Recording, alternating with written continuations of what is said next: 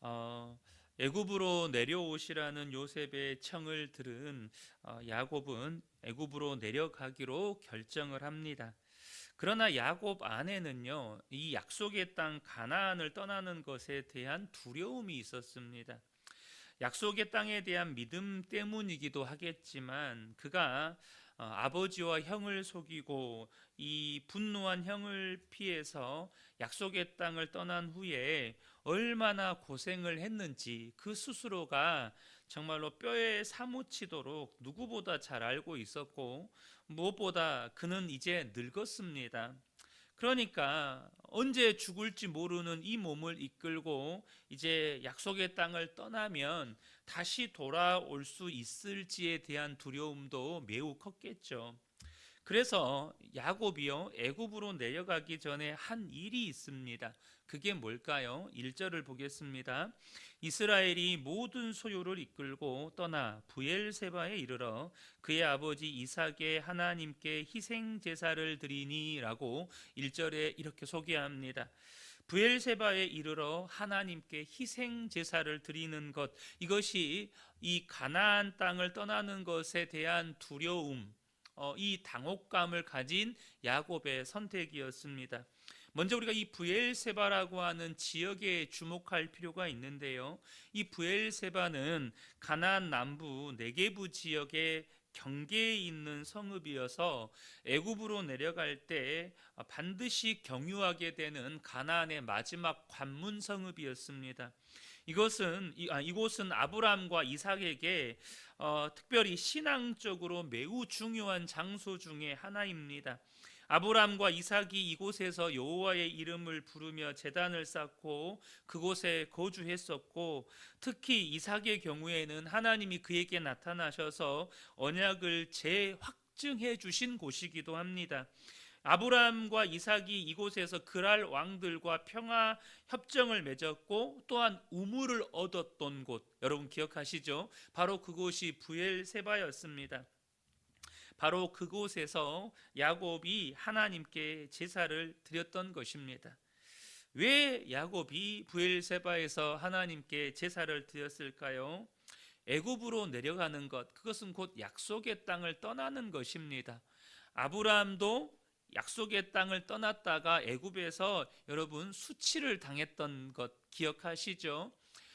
이삭조차도 이 약속의 땅의 이 경계에 있으면서 그랄 이 블레셋의 아비멜렉에게 또 수치를 당했던 경험이 있습니다. 그러니까 이 야곱도 또 가나안 땅을 떠나서 엄청난 고생을 했죠. 그러니까 약속의 땅을 떠나는 것, 애굽으로 내려가는 것이 하나님의 뜻인지를 몰라서 야곱 안에 두려움이 있는 거예요. 그는 지금 과연 이 가나안 땅을 떠나서 애굽으로 내려가는 게 하나님의 뜻인지를 묻고 있는 것입니다. 이때 하나님이 어떻게 하십니까? 2절부터 4절을 보면 그 밤에 하나님이 이상 중에 이스라엘에게 나타나 이르시되 야곱아 야곱아 하시는지라. 야곱이 이르되 내가 여기 있나이다 하매 하나님이 이르시되 나는 하나님이라 내 아버지의 하나님이니 애굽으로 내려가기를 두려워하지 말라. 내가 거기서 큰 민족을 이루게 하리라. 내가 너와 함께 애굽으로 내려가겠고 반드시 너를 인도하여 다시 올라올 것이며 요셉이 그의 손으로 내 눈을 감기리라. 이렇게 말씀해 주십니다. 하나님이 야곱에게 나타나셔서 야곱을 만나 주신 거예요. 그리고 하시는 말씀이 뭐죠? 애굽 내려가는 거 두려워하지 말아라. 그곳에서 내가 반드시 너에게 준 약속대로 큰 민족을 이루게 하겠다. 아브라함과 이삭과 너에게 준 약속을 내가 반드시 이루게 하겠다. 그리고 더 중요한 말씀이 있습니다. 그것은 내가 너와 함께 애굽으로 가겠고 반드시 너를 인도하여 다시 올라오겠다. 무슨 말씀이죠? 반드시 내가 너와 함께 하겠다. 너를 인도할 것이고 너를 보호해 줄 것이다. 약속을 성취하겠다는 그 말씀보다 하나님이 함께 하시겠고 인도하시겠고 보호하시겠다는 이 약속의 말씀이 야곱에게는 더욱 중요한 말씀이었습니다. 이제 야곱은 이스라엘입니다. 하나님이 없으면 설명이 안 되는 인생이에요. 그가 어떤 복을 누리든 하나님이 함께하지 않으면 야곱의 인생은 더 이상 의미가 없는 겁니다. 야곱이 정말로 하나님께 듣고 싶었던 약속의 말씀, 그가 형을 피해서 하란 땅으로 밧단 아람으로 갈 때에 그 베델에서 만났던 하나님이 야곱에게 약속해 주신 게 뭐였습니까? 내가 너와 함께 하겠고 반드시 너를 이 땅 가운데로 돌아오게 하겠다. 그러니까 야곱이 어떤 약속을 합니까? 하나님께서 나를 안전하게 돌아오게 하시면 내 모든 소유물의 11조를 하나님께 드리겠습니다. 이런 약속을 하나님께 드렸었습니다. 그때도 너무나도 중요한 말씀은 뭐냐면 내가 너와 함께 하겠다라는 약속의 말씀. 야곱은 하나님이 가나안 땅에만 계신 줄 알았어요. 그때만 해도. 그래서 하나님이 가나안 땅에 계시는데 가나안 땅을 떠난 야곱 안에 두려움이 있는 거죠. 근데 그런 야곱에게 하란으로 도망갈 때 내가 너와 함께 하겠고 이 모든 약속을 이루기까지 너를 인도하겠다라는 그 약속의 말씀이 야곱 안에 생생하게 살아있는 거예요. 애굽으로 내려가는 야곱에게도 또 동일합니다. 수십 년이 지났지만 야곱이 정말로 하나님께 듣고 싶었던 말씀, 내가 너와 함께 하겠고 너를 인도하겠고 너를 반드시 이 땅으로 돌아오게 하겠다. 그 약속의 말씀을 야곱이 붙드는 것입니다. 이러한 야곱의 태도는 예수를 믿는 우리의 인생의 여정 가운데 우리가 반드시 배워야 할 매우 중요한 믿음의 태도를 보여줍니다. 지금 야곱은요, 요셉이 살아서 애굽의 총리가 되었다는 말에 너무나도 기뻤지만 그 요셉을 만나기 위해서는 하나님이 약속하신 가나안 땅을 떠나야만 합니다. 그는 늙었고 오랜 방황을 끝내고 정착한 이 약속의 땅 가나안에서 죽어서 뼈를 묻을 거라고 생각했습니다. 야곱은 자신은 이곳에서 뼈를 묻을 거다. 그리고 무언가를 새롭게 시작하기에는 인생 말년에 아들을 만나는 것도 좋지만 그것도 타향해서 새로운 인생을 시작하기에는 그는 너무나도 늙었습니다. 뭔가 새로운 도전을 하기에는 그는 너무나도 여러분 쇠약해졌어요. 노쇠했다는 것입니다.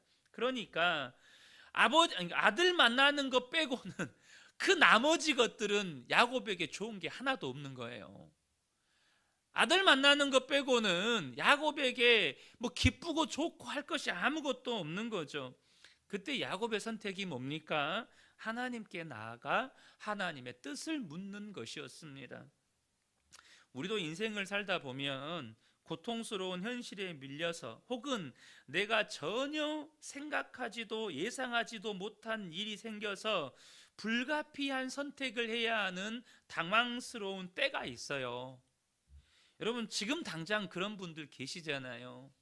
이곳에서 우리가 계속해서 저도 그랬어요. 이곳에서 아마도 제가 당장 저희 아이들이 이곳에 이제 왔을 때 저희 부부한테 했던 말이 있어요. 아빠 혹시라도 자기들이 이사를 가게 되면 고등학교는 졸업하고 이사를 했으면 좋겠다. 이 아이들의 첫 이야기가 저희들한테 요청이 그거였습니다. 하도 초등학교를 많이 옮겨 다니니까 친구들하고 좀 친해지려고 하면 헤어지고 친해지려고 하면 헤어지고 이것이 하면 서너 번 반복되다 보니까 아이들이 그래서 오직했으면 저희 큰딸은 제가 그런 말을 했거든요. 교회가 커지고 부흥하면 다른 곳으로 옮겨갈 수도 있지. 그러니까 저희 딸아이가 하는 말이 우리 교회 부흥 안 했으면 좋겠다. 이런 말을 하는 거죠. 여러분 그때 우리가 어떻게 해야 하죠? 우리가 야곱에게서 믿음의 태도를 배워야 한다는 것입니다.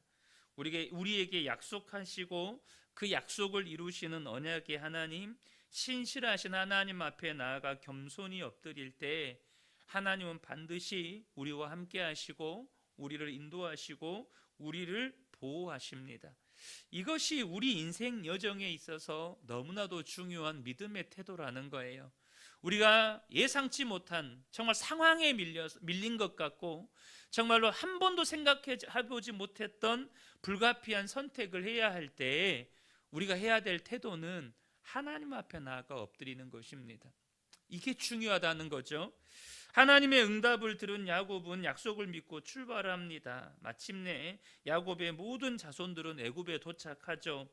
아무리 사랑하는 아들이고 동생이고 형인 요셉이 총리로 있는 땅이지만, 여러분, 총리가 맨날 자기들과 함께 있습니까? 국정에 바빠서 언제 자기들하고 함께 보낼 시간이나 있습니까? 정작 그들이 직면한 현실은 뭐냐면, 말도 통하지 않는 타국에서 애굽 사람들, 전혀 다른 그 민족들과 어울려 살아야 되는 거예요. 얼마나 낯설고 불안합니까? 그들은 앞으로 애굽 사람들 사이에서 살아야 한다는 생각에 앞날이 정말 막막했을 거예요. 하지만 하나님이 함께 하시겠다고 약속하셨고 야곱의 자손들의 생육과 번성을 예고하셨습니다. 그리고 이 모든 것이 하나님의 뜻을 성취하기 위한 일련의 과정이라고 가르쳐 주셨어요. 그렇지만 아마 야곱 당사자나 그의 아들들이나 손자들 중에서 하나님께서 왜 그들을 애굽으로 인도하시는지 이해하는 사람은 아무도 없었을 거예요. 무슨 말이냐면, 하나님께서 그 약속을 이루실 때요, 굳이 애굽으로 내려가게 하실 필요 있나요?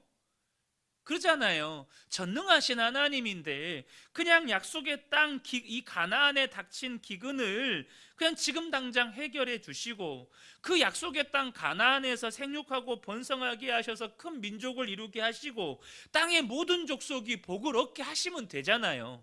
여러분, 그렇지 않나요?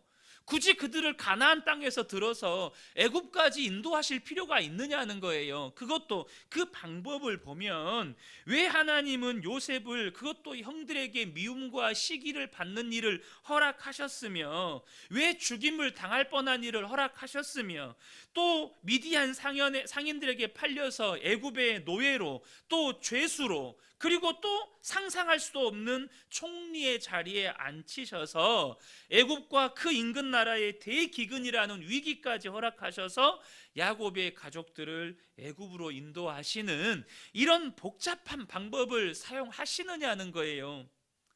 도무지 하나님이 하시는 일의 시작과 끝을 사람의 머리로는 이해할 수 없게 하신 거예요. 왜 그러신 거죠? 여러분, 우리가 생각해보면 간단하게 하실 수 있는 일 아닌가요? 그냥 가나안 땅에서 대기근 딱 끝내시고 생육하고 번성하게 하시고 약속대로 하나님께서 모든 민족을 복받게 하시는 일 하시면 되는데, 왜 이런 복잡한, 도무지 사람의 머리로는 뭐가 시작이고 뭐가 끝인지 이해도 안 되는 이런 일을 하시느냐는 거죠. 전도서 3장 11절 14절을 보겠습니다. 하나님이 모든 것을 지으시되 때를 따라 아름답게 하셨고 또 사람들에게는 영혼을 사모하는 마음을 주셨느니라. 그러나 하나님이 하시는 일의 시종을 사람으로 측량할 수 없게 하셨도다. 하나님이 하시는 일의 시작과 끝을 사람의 머리로 이해할 수 없게 하셨다는 거예요. 사람의 머리로 그 모든 것들을 다 헤아릴 수 없게 하셨다는 거예요. 그 시작이 무엇인지, 그 끝은 무엇인지, 왜 이렇게 하시는지, 이 일로 하나님은 도대체 무엇을 이루기를 원하시는 것인지. 물론 종국에는 하나님의 약속의 말씀은 성취되어져 가겠지만 내 속은 답답한 거죠. 하나님 도대체 왜 이렇게 하시나. 그런데 14절에 가면 하나님께서 행하시는 모든 것은 영원히 있을 것이라 그 위에 더할 수도 없고 그것에서 덜할 수도 없나니 하나님이 이같이 행하심은 사람들이 그의 앞에서 경외하게 하려 하심인 줄을 내가 알았도다. 여러분, 하나님께 중요한 것은 하나님과 우리의 관계입니다.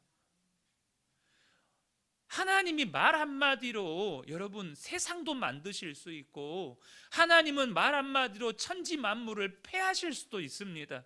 그런 하나님에게 중요한 건 하나님이 누구보다도 사랑하시는 우리와 하나님과의 관계예요. 근데 하나님께서 우리로 하여금 하나님이 하시는 일을 헤아릴 수도, 그 처음과 끝을 알지도 못하게 하신 이유는 우리로 하나님을 사랑하고 하나님을 경외하게 하시려고 하나님이 그렇게 하신다는 거예요. 여러분, 하나님이 왜 그렇게 하시는지 이유를 알지 못해서 답답할 때가 있습니다. 그때 저와 여러분이 야곱과 같이 하나님 앞에 나아가 엎드리시는 복된 분들 되시기를 바랍니다. 그러면 하나님이 우리에게 나타나시고 우리를 만나 주시고 우리에게 말씀해 주십니다. 그리고 그 결과는 우리가 더욱더 하나님을 경외하는 사람이 된다는 거예요. 이 새벽에 함께 예배드리는 우리 모든 성도님들이 오늘도 기도하실 때 하나님 앞에 겸손히 엎드리는 분들 되기를 겸손히 엎드리는 분들 되시고, 그로 말미암아서 하나님을 더 깊이 만나가는 복된 분들 되시기를 예수님의 이름으로 축복합니다.